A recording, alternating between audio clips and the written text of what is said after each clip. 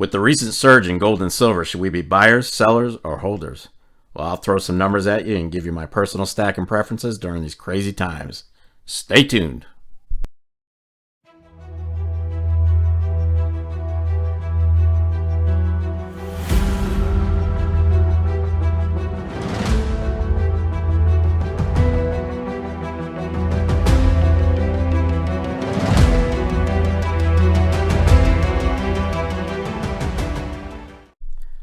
Well, how you doing out there, YouTube? I hope you're doing well, and I hope you're bringing a Luba tube when you go to fill up at the gas pumps. Holy crap.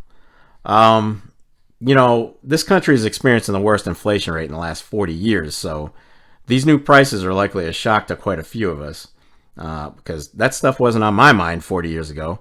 Hell, I barely knew anything outside of Sesame Street back then. Anyway, I appreciate you taking the time out of your day to check out the video, and if you like what you see here, then why not click that thumbs up, leave a comment, or subscribe if you haven't already done so. All three of those actions help support the channel, and you know I do really appreciate it. So, hey, what a week for precious metals, right? We saw gold prices set a new record at, what, $2,078.80 an ounce? Now, mostly that's due to the quagmire in Ukraine and news of the boycott of Russian oil and gas. But as it usually occurs during uncertain geopolitical and economic times, buyers flock to gold and silver to protect their assets in a cluster fudge economy. Some traders and stackers took some profits, which likely returned a good part of the premiums they had previously paid, so that's a good thing. But I think we're going to see a little bit more upward movement in the short term as traders increase their holdings on gold, anticipating more economic turmoil. Now, personally, I haven't sold a single ounce of gold or silver, nor will I be. I'm in for the long hold. Not the time for me to sell. So all that being said, with the sudden surge in value of precious metals, well, the premiums have gone right up with the increases, naturally. So it begs the question, should we be buyers at these elevated prices right now? Or should we be holding? We'll go over that after this slideshow of current premiums and percentages. All right, so thanks to Russia being stupid and trying to invade the Ukraine, we've seen the effect worldwide of prices going up on just about everything. And precious metals have definitely been a part of that. And as most of us can relate, we've really felt the heat at the pumps. I mean, it's over 5 and change in California right now, and a little over 4 and change on the East Coast. So gas is where we're definitely feeling the price of this conflict. And of course, we're also feeling the impact on our groceries. Everything seems to be creeping right up there. So, but here's the thing, we were starting to see the writing on the wall for cost increases on just about everything well before the Ukraine ever kicked in. Inflation was already creeping up, and this was without, Russia actually going into the Ukraine. So the writing was on the wall for quite some time for cost increases on just about everything we use in our lives. But we're here to talk about precious metals, and we're going to start with silver. What I've done is I've extrapolated prices from APMEX, who, let's face it, typically tends to be one of the highest in the industry, price-wise. I've taken their highest cost per purchase, and I've used that as my baseline. So let's take a look at American Silver Eagles. Right now, APMEX wants $42.03 for one eagle. Good God.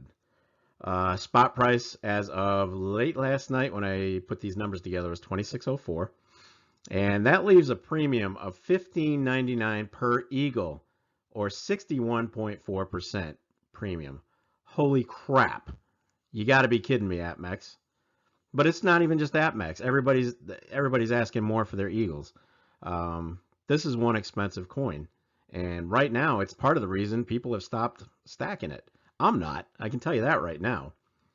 But let's take a look at the other ones. APMEX wants $35.94 for a maple.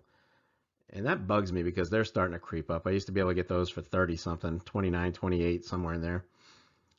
Spot price again is $26.04, which leaves a $9.90 premium, or 38% premium on maples.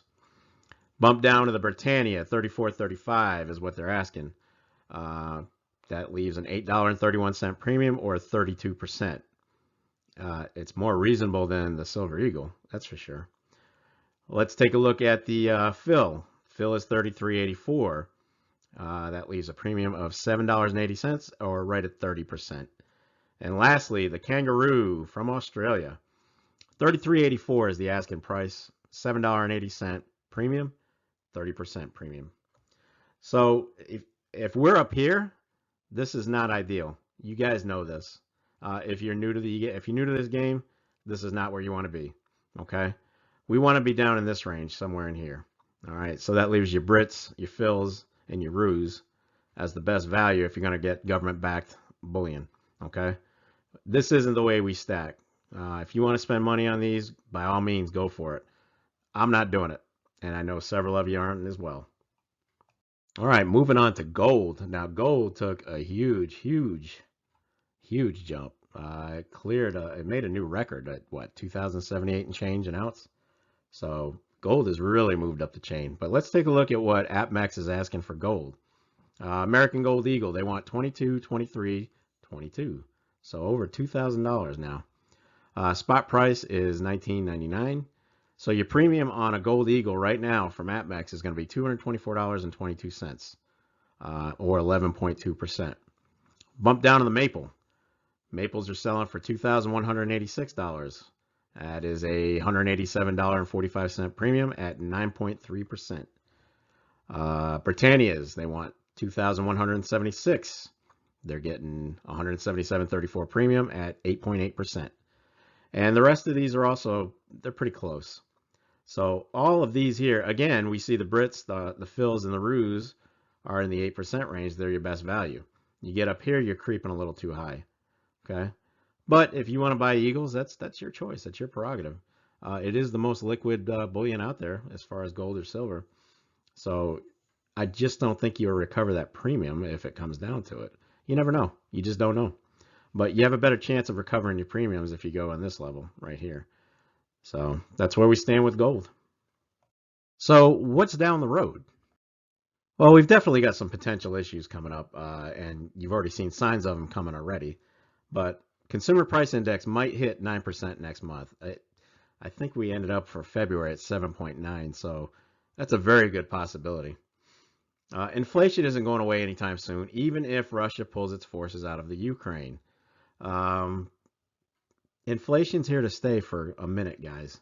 It's not going to go away. Premiums on precious metals might remain even if prices revert to pre-Ukraine values. That's a possibility. I mean, we saw what in 2021, the premiums crept up on the Silver Eagles, and they never quite went away. They just kind of hung around. Gas prices, you're gonna see this through the summer, folks, easily. We're gonna definitely feel pain at the pump, and you're gonna, like we said before, food costs are gonna continue to soar if fuel costs remain high. Stock up on key items because they may be sparse. And you need to expect shortages at this point with key essentials. Keep your stuff in stock. All right, more potential issues. Could we see a 15% inflation rate in 2022? Well, if we do, we're looking at stagflation, which is slow economic growth during high inflation. In other words, stagnant. There's data out there that shows inflation could go much higher than where we are right now. And the price of gold should increase with that inflation percentage. So not only is Russia being a pain, but their actions are going to affect other things for sure. For one, they represent nearly 40% of the world's mine production of palladium, which, if you've seen, has gone over 3,000 an ounce. Palladium is used, if you didn't know, for vehicle exhaust systems to reduce emissions. And if it's not widely available, this could create a serious backlog for vehicle production if South Africa can't step it up. Although they should be able to. They're basically number 2 in palladium production. But if palladium becomes an issue, could platinum potentially replace palladium in the auto industry if Russian export on palladium falters or is blocked altogether, which, as of right now, they're not exporting anything. Those factors are expected to drive the price up for palladium and platinum, which we're already seeing. It's there if you just look at the numbers. So what does all this mean for precious metals? Well, year to date, gold has already climbed to a 9.4% return in 2022. If you want to put that into perspective, gold closed 2021 at 3.6%. So it just goes to show that gold's value will typically increase during turbulent economic and geopolitical times. We're seeing investors pulling out of stocks and equities and putting it into the traditional safe haven of gold. The thing is, though, gold began to climb a bit before Ukraine ever broke out. Investors were already leery of the current inflation rates, and that typically triggers an increase in gold investment. Now, all that being said, you have to remember one thing. Historically, and we're talking historically here, we're kind of living in new times. Historically, geopolitical triggers such as the Ukraine are temporary drivers of gold prices. All right. That means a lot of the gains that are brought up during the crisis can be lost to the recovery when things settle down. Gold could settle down. We might not see the same prices. All right. But that's in a normal situation. And the last 2 years, the world has been far from freaking normal. So who knows where all this is going to go? Do these prices stay?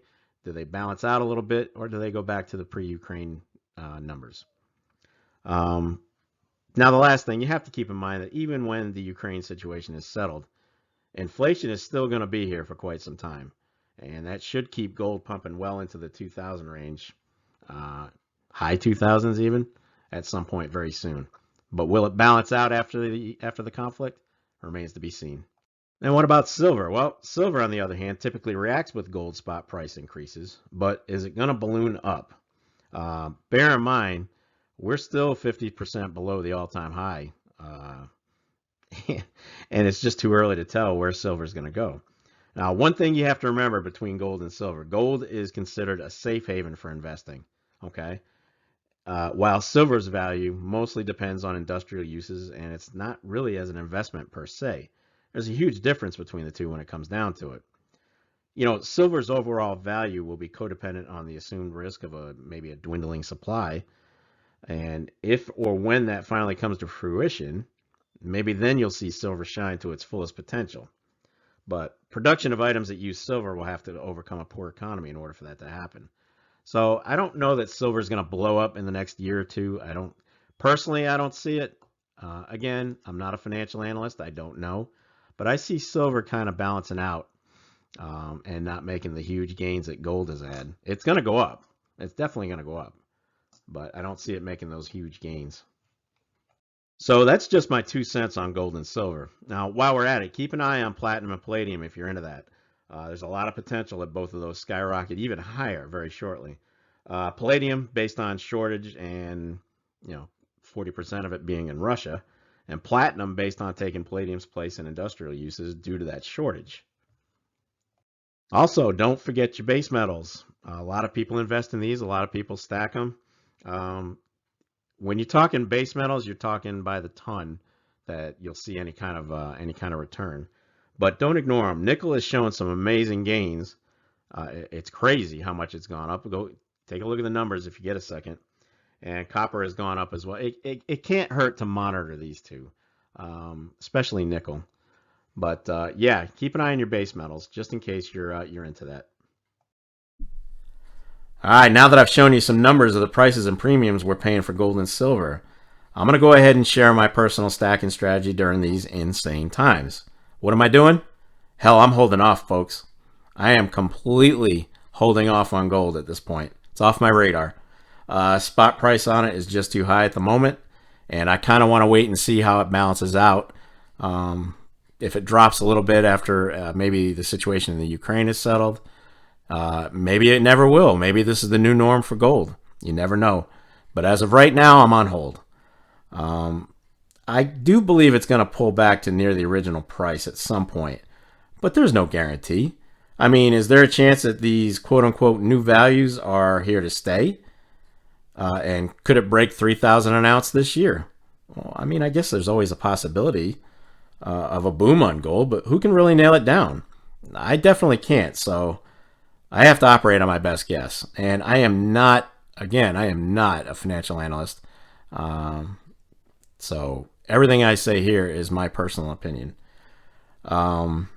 Silver, though, that's another story. I am going to continue stacking it by sticking to my initial 2022 plan of buying a 10-ounce bar and a 5-ounce bar per week, since silver is still scoring points in the affordability range. A quick glance at online dealers gives you prices for 10-ounce bars anywhere from, I don't know, $285 to $350 depending on the mint. I mean, you're not going to get a Britannia for $250, that's for sure. So for the 10-ounce silver bars, that works out to $28 to $35 an ounce. Not a horrible deal in these trying economic times, really. So that's going to wrap up another video. I would love to hear your comments down below on this topic. Are you buying, selling, or holding your gold and silver? Let me know. And until next week, you know the drill. Get stacked. Maybe avoid gold, but get stacked. Peace.